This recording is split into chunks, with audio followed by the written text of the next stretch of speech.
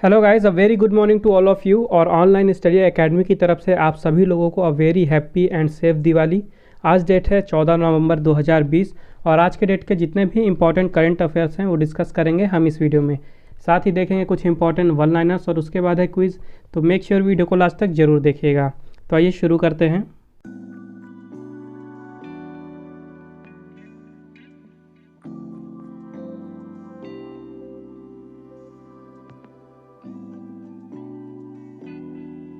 तो आज का पहला क्वेश्चन है, who has introduced economic stimulus package 4.0।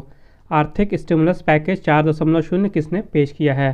तो अभी हाल ही में भारत की फाइनेंस मिनिस्टर निर्मला सीतारमण जी ने भारत की आर्थिक व्यवस्था को और भी ज़्यादा बूस्ट करने के लिए इकोनॉमिक स्टिमुलस पैकेज 4.0 इंट्रोड्यूस किया है। और इस पैकेज के अंडर में अलग अलग सेक्टर के लिए काफ़ी सारी स्कीम्स लॉन्च की गई हैं ताकि जो पेंडेमिक के कारण जो देश की अर्थव्यवस्था है काफ़ी ज़्यादा डाउन हो गई है तो उसको बूस्ट मिल सके। तो ये देखते हैं किन किन सेक्टर में इंसेंटिव दिया गया है इस स्टिमुलस पैकेज 4.0 के अंडर में। तो सबसे पहले प्रोडक्शन लिंक्ड इंसेंटिव स्कीम के लिए 1.46 ट्रिलियन रुपीज़ जारी किए गए हैं 10 सेक्टरों के लिए। उसके अलावा जो एक्टिव फार्मास्यूटिकल इंग्रेडिएंट्स हैं यानी एपीआई, उनके मैन्युफैक्चरिंग को प्रमोट करने के लिए 6,940 करोड़ रुपए की स्कीम लॉन्च की गई है। उसके अलावा प्रधानमंत्री आवास योजना अर्बन के लिए 18,000 करोड़ रुपए एलोकेट किए गए हैं, जिसके द्वारा 7.8 मिलियन जॉब्स नई क्रिएट होंगी। उसके अलावा इंडस्ट्रियल इंफ्रास्ट्रक्चर, ग्रीन एनर्जी और डिफेंस इक्विपमेंट्स की खरीदारी के लिए 10,200 करोड़ रुपए एलोकेट किए गए हैं। आइडियाज़ स्कीम के लिए 3,000 करोड़ रुपए रिजर्व किए गए हैं। उसके अलावा जो प्रधानमंत्री गरीब कल्याण योजना है इसके लिए 10,000 करोड़ रुपए एलोकेट किए गए हैं, जिनका यूज़ किया जाएगा मनरेगा और प्रधानमंत्री ग्राम सड़क योजना में। उसके अलावा फर्टिलाइज़र सब्सिडीज़ के लिए 65,000 करोड़ रुपए एलोकेट किए गए हैं और जो नेशनल इन्वेस्टमेंट इंफ्रास्ट्रक्चर फंड्स हैं उनके लिए 6,000 करोड़ रुपए भी एलोकेट किए गए हैं। और इस पैकेज के अलावा वित्त मंत्री जी ने आत्मनिर्भर भारत रोजगार योजना भी लॉन्च की है कि आत्मनिर्भर भारत रोजगार योजना, और इसे लॉन्च किया गया है ताकि जो कोविड-19 का पेंडेमिक चल रहा है उसके बाद जब रिकवरी फेज़ होगी तो वहाँ पे एम्प्लॉयमेंट अपॉर्चुनिटीज़ और भी ज़्यादा वहाँ पे नई अपॉर्चुनिटीज़ आएँ। तो इस स्कीम के अंदर जो ईपीएफओ में रजिस्टर्ड एस्टेब्लिशमेंट्स हैं उनके ऐसे एम्प्लॉयज़ जिनका जो मंथली वेज है ये 15,000 रुपये से नीचे है उनको बेनिफिट मिलेगा। उसके अलावा जो इनकम टैक्स रूल है उनमें भी कई तरह के रिलैक्सेशन दिए गए हैं ताकि जो रियल एस्टेट सेक्टर है उसको भी बूस्ट मिल सके। नेक्स्ट क्वेश्चन है, on which of the following date world kindness day was observed. निम्नलिखित में से किस दिन विश्व दयालुता दिवस मनाया गया? तो हर साल 13 नवंबर को मनाया जाता है वर्ल्ड काइंडनेस डे, और ये दिन मनाया जाता है ताकि जो सोसाइटी है वहाँ पे जो भी अच्छे लोग हैं जिनके अंदर काइंडनेस भरी हुई है उन लोगों को एक तरह से उनकी अचीवमेंट्स को सेलिब्रेट करने के लिए, उसके अलावा ये प्रमोट करने के लिए कि दुनिया भर में काइंडनेस ज़्यादा से ज़्यादा फैले और लोगों के बीच यूनिटी भी ज़्यादा से ज़्यादा फैले काइंडनेस के कारण। तो इन सब चीज़ों को सेलिब्रेट करने के लिए और हाईलाइट करने के लिए हर साल 13 नवंबर को मनाया जाता है वर्ल्ड काइंडनेस डे। और इसकी शुरुआत हुई थी 1998 में, 1998 में सबसे पहली बार मनाया गया था वर्ल्ड काइंडनेस डे। इस साल इसके लिए थीम रखी गई है the world we make inspire kindness. Okay, the world we make inspire kindness. उसके साथ ही 13 नवंबर को ही मनाया गया भारत में नेशनल आयुर्वेदा डे यानी राष्ट्रीय आयुर्वेद दिवस। तो एक्चुअली में जो नेशनल आयुर्वेदा डे है इसको सबसे पहले 2016 में मनाना शुरू किया गया था। उसके बाद इसे हर साल धन्वंतरी जयंती के दिन मनाया जाता है और इस साल ये पड़ रही है 13 नवंबर को, इसलिए इस साल 13 नवंबर को मनाया गया नेशनल आयुर्वेदा डे। और इस साल ये इसका 5th एडिशन था, यानी इस साल 5वां आयुर्वेदा डे मनाया गया।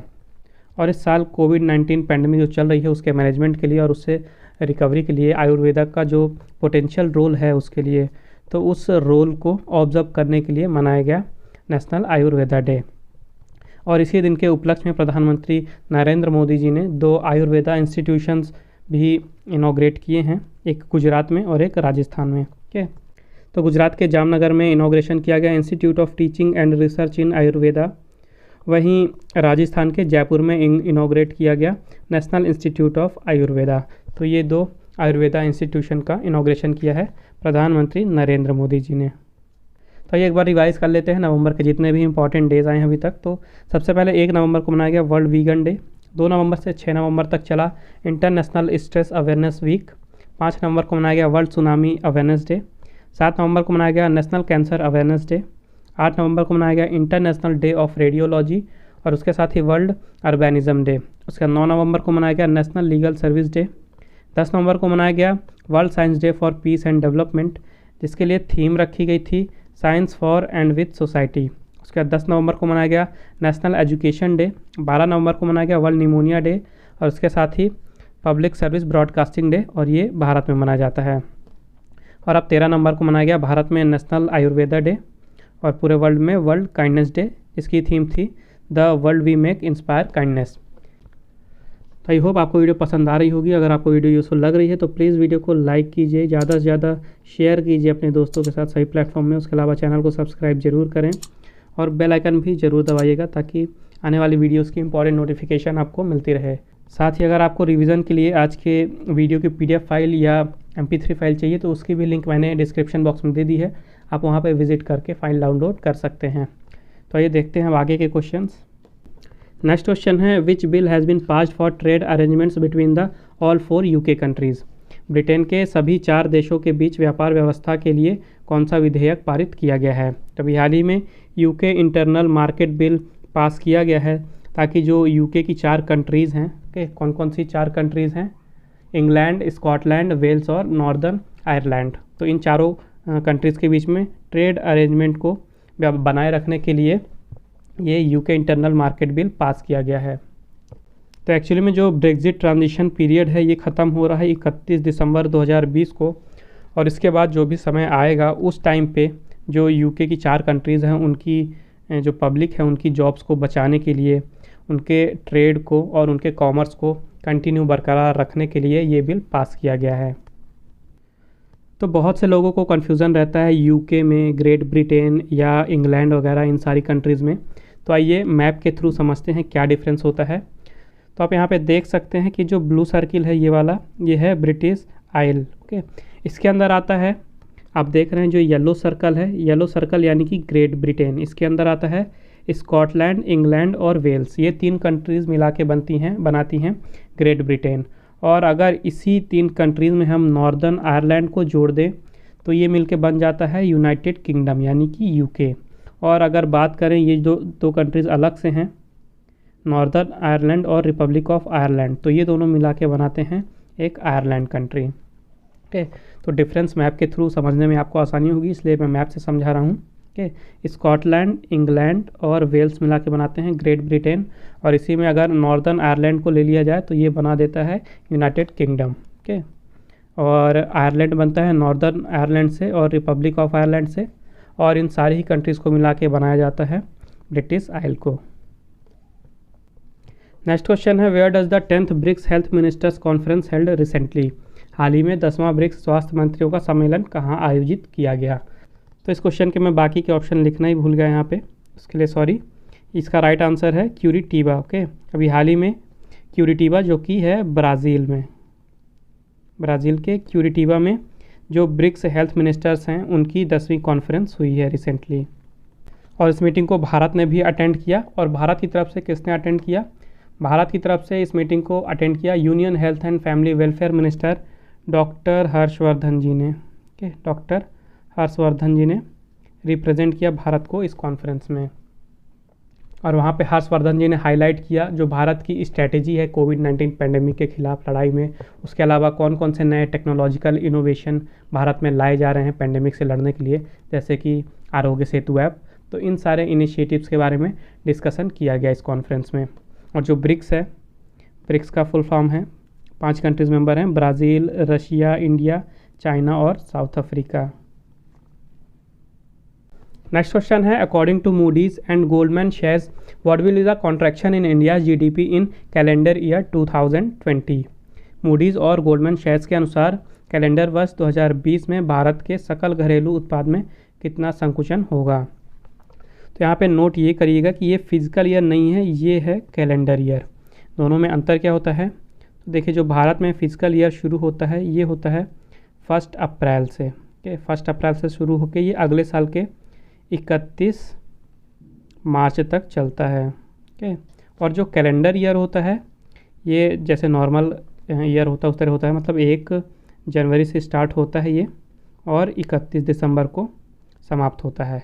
तो ये जो एस्टिमेशन दिया गया है ये है कैलेंडर ईयर 2020 के लिए। तो अभी हाल ही में मूडीज़ और गोल्डमैन सैच्स दोनों ने ही प्रेडिक्शन दिया है कि भारत की जीडीपी में कैलेंडर ईयर 2020 में 8.9% की गिरावट आएगी। तो एक्चुअली में जो मूडीज़ हैं उन्होंने पहले प्रेडिक्शन दिया था कैलेंडर ईयर 2020 के लिए कि भारत की जीडीपी में 9.6% की गिरावट आएगी, लेकिन अभी उन्होंने अपना जो प्रेडिक्शन था उसको दोबारा से रिवाइज़ किया है और इस नए प्रेडिक्शन के अनुसार अब 8.9% की गिरावट आएगी। उसके अलावा मूडीज़ ने ही 2021 के कैलेंडर ईयर के लिए भारत की जीडीपी की प्रेडिक्शन दी है, वहाँ पे 8.6% की वहाँ पे दर से जीडीपी बढ़ेगी, ऊपर जाएगी। और जो गोल्डमैन सैच्स है इन्होंने भी कैलेंडर ईयर 2020 के लिए 8.9% की गिरावट का ही प्रेडिक्शन दिया है और वहीं 2021 के लिए इन्होंने प्रेडिक्शन दिया है कि 10% की दर से ऊपर उठेगी जीडीपी और 2022 में 7.2% की दर से ऊपर उठेगी भारत की जीडीपी। तो ये ध्यान रखिएगा कि ये प्रेडिक्शन है कैलेंडर ईयर के लिए, not for physical year. Next question है, हु हैज़ को chaired the 17th India ASEAN summit from Indian side. भारतीय पक्ष से 17वें भारत आसियान शिखर सम्मेलन की सह अध्यक्षता किसने की।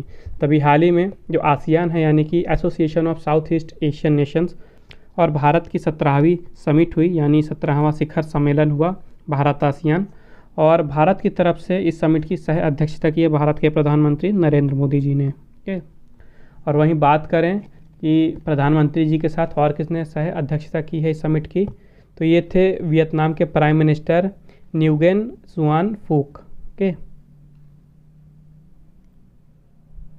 न्यूगेन जुआन फूक ने प्रधानमंत्री नरेंद्र मोदी जी के साथ सह अध्यक्षता की इस भारत आसियान समिट की। और इस समिट का मेन फोकस ये था कि जो कोविड-19 पैंडेमिक चल रही है उस दौरान जो साउथ ईस्ट एशियन नेशंस हैं उनकी जो इकोनॉमिक स्थिति है उसको किस तरह से ऊपर उठाया जाए और ऊपर उठाने के बाद उसको किस तरह से मेंटेन रखा जाए।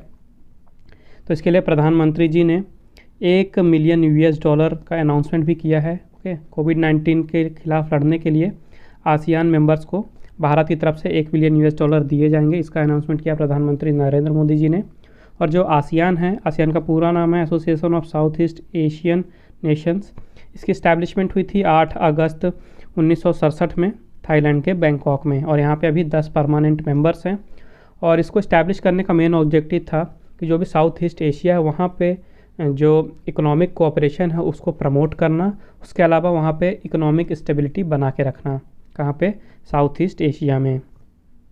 इसका हेडक्वार्टर है आसियान का जकार्ता में, जो कि इंडोनेशिया की कैपिटल है।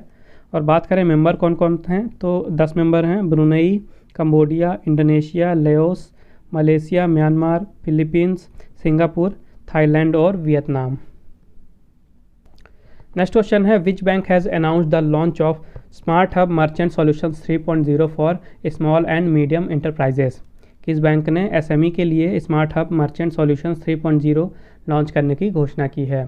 तभी हाल ही में एचडीएफसी बैंक ने घोषणा की है स्मार्ट हब मर्चेंट सॉल्यूशंस 3.0 की, और इसे लॉन्च किया जा रहा है एसएमईज़ के लिए, यानी कि स्मॉल एंड मीडियम एंटरप्राइजेस के लिए। और इसका यूज़ करके जो सेल्फ एम्प्लॉयड प्रोफेशनल्स हैं, जिनके भी छोटे मोटे बिजनेसेस हैं, वो ऑन द स्पॉट ऑनलाइन ही अपना करंट अकाउंट भी खोल सकते हैं। उसके अलावा जो पेमेंट्स हैं, पेमेंट्स को भी रिसीव कर सकते हैं, या किसी और को पेमेंट करना है तो उन्हें भी कर सकते हैं, स्टोर से भी, ऑनलाइन भी और ऑन द गो भी, यानी कहीं पे भी कर सकते हैं। और इसको लॉन्च करने का एक मकसद ये भी है कि जो एचडीएफसी बैंक है उसका प्लान है आने वाले 3 सालों में, अगले जो एचडीएफसी है ये doctors, pharmacies, salon, laundry services के जितने भी रूरल एरियाज़ हैं, सेमी अर्बन एरियाज़ हैं या मेट्रो सिटीज़ हैं, वहाँ पे इन सारी सर्विसेज के लगभग 20 मिलियन स्मॉल और मीडियम मर्चेंट्स तक जो एचडीएफसी बैंक है वो अपनी सर्विसेज पहुँचाना चाहता है।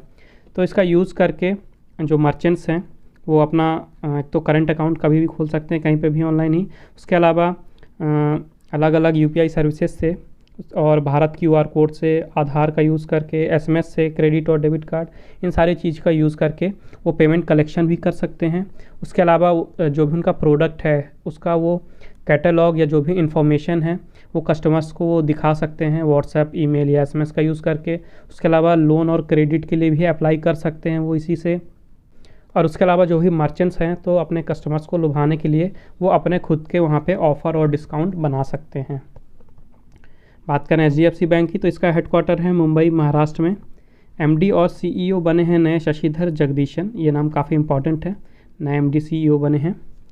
चेयरमैन है दीपक एस पारेख और टैगलाइन है वी अंडरस्टैंड योर वर्ल्ड।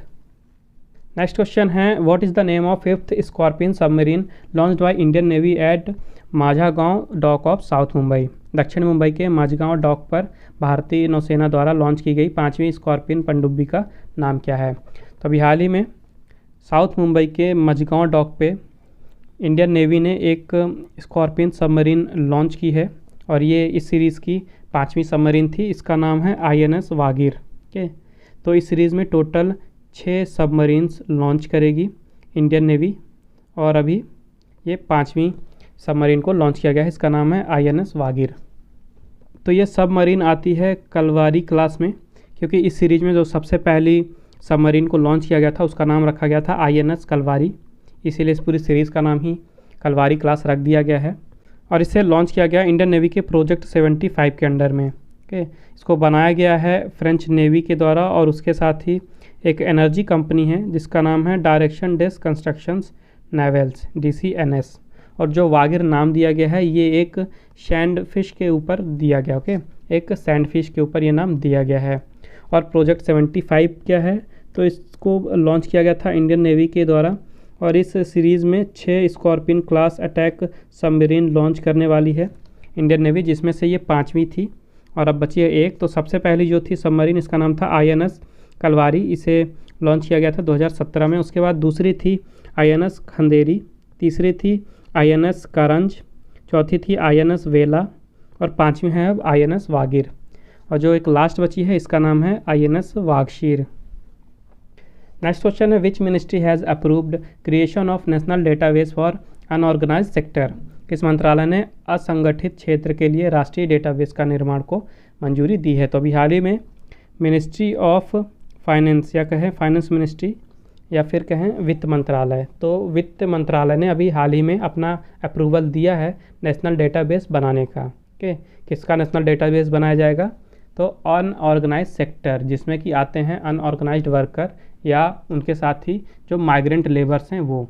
तो इन सारे माइग्रेंट लेबर्स का और अनऑर्गेनाइज्ड वर्कर्स का एक नेशनल डेटाबेस तैयार किया जाएगा ताकि जो गवर्नमेंट है उनको हेल्प मिले सोशल सिक्योरिटी स्कीम बनाने के लिए उनके लिए, उसके अलावा उनको जॉब प्रोवाइड कराने के लिए भी आसानी हो। तो इससे काफ़ी ज़्यादा बेनिफिट होने वाला है जो माइग्रेंट वर्कर्स हैं या अनऑर्गेनाइज्ड लेबर्स हैं उनको। ओके, इस स्कीम के लिए लगभग 650 करोड़ रुपए एलोकेट किए गए हैं। ओके, 650 करोड़ रुपए एलोकेट किए गए हैं। नेक्स्ट क्वेश्चन है which organization has conducted operation thunder with Interpol. किस संस्था ने इंटरपोल के साथ ऑपरेशन थंडर का संचालन किया है? तो अभी हाल ही में इंटरपोल के साथ वर्ल्ड कस्टम्स ऑर्गेनाइजेशन ने मिलके ऑपरेशन थंडर कंडक्ट कराया था। और कब से कब तक चला ये ऑपरेशन थंडर? ये चला 14 सितंबर से लेके 11 अक्टूबर तक। ओके, 14 सितंबर से चल के 11 अक्टूबर को ख़त्म हुआ ये ऑपरेशन थंडर और इसको कराया गया था लगभग 103 कंट्रीज़ में। और ये ऑपरेशन कराया क्यों गया था? ताकि जो इन्वायरमेंटल क्राइम्स हैं, ओके, जो चीज़ प्रोहिबिटेड हैं, मना है, उसका एक्सपोर्ट इंपोर्ट यानी एक तरह से कहें तस्करी, तो इन्वायरमेंटल चीज़ जो है उनकी तस्करी को रोकने के लिए या अगर तस्करी हुई है तो उसको पकड़ने के लिए कि कहाँ कितनी तस्करी हुई है, ये ऑपरेशन थंडर कराया गया था। किसके द्वारा? इंटरपोल और उसके साथ ही वर्ल्ड कस्टम्स ऑर्गेनाइजेशन के द्वारा। तो अब समय है आज के इंपॉर्टेंट वन लाइनर्स का। सबसे पहले है doctor KS Subramanian wins the FAI golden jubilee award 2020। Doctor KS Subramanian ji ने FAI गोल्डन जुबली अवार्ड 2020 जीता। Kash Patel has been named chief of staff to the acting US defence secretary Chris Miller. Kash Patel को अमेरिकी कार्यवाहक रक्षा मंत्री क्रिस मिलर के प्रमुख के रूप में नामित किया गया। IRCTC will start Bharat Darshan Yatra on the theme show India to Indians. IRCTC show India to Indians theme पर भारत दर्शन यात्रा शुरू करेगी। World's largest toy museum to be built in Gujarat. Gujarat में दुनिया का सबसे बड़ा खिलौना संग्रहालय स्थापित किया जाएगा। Prime minister Narendra Modi unveils statue of Swami Vivekananda at JNU campus. प्रधानमंत्री नरेंद्र मोदी जी ने JNU कैंपस में स्वामी विवेकानंद की प्रतिमा का अनावरण किया। तो अब समय है आज के क्विज़ का। आज के क्विज़ का क्वेश्चन है, in which state does the India's first solar powered miniature train has been launched. Bharat की पहली सौर ऊर्जा चालित लघु ट्रेन किस राज्य में शुरू की गई है। तो मेक श्योर इस क्वेश्चन का आंसर जरूर दें कमेंट बॉक्स में। आइए देख लेते हैं कल का क्वेश्चन। कल मैंने आपसे पूछा था, who has inaugurated the Mansar lake development plan in Jammu and Kashmir. Jammu और कश्मीर में मानसार झील विकास योजना का उद्घाटन किसने किया। तो इसका राइट आंसर था जितेंद्र सिंह। ओके, तो हाल ही में जितेंद्र सिंह जी ने जम्मू और कश्मीर में मानसार झील विकास योजना का उद्घाटन किया है। और जाते जाते एक बार फिर से आप सभी को हैप्पी एंड सेफ दिवाली। याद रखिए ये फेस्टिवल है लाइट्स का, ना कि आवाज़ का। तो हो सके तो पटाखे कम से कम जलाइए और पर्यावरण को सेफ और सुरक्षित रखिए।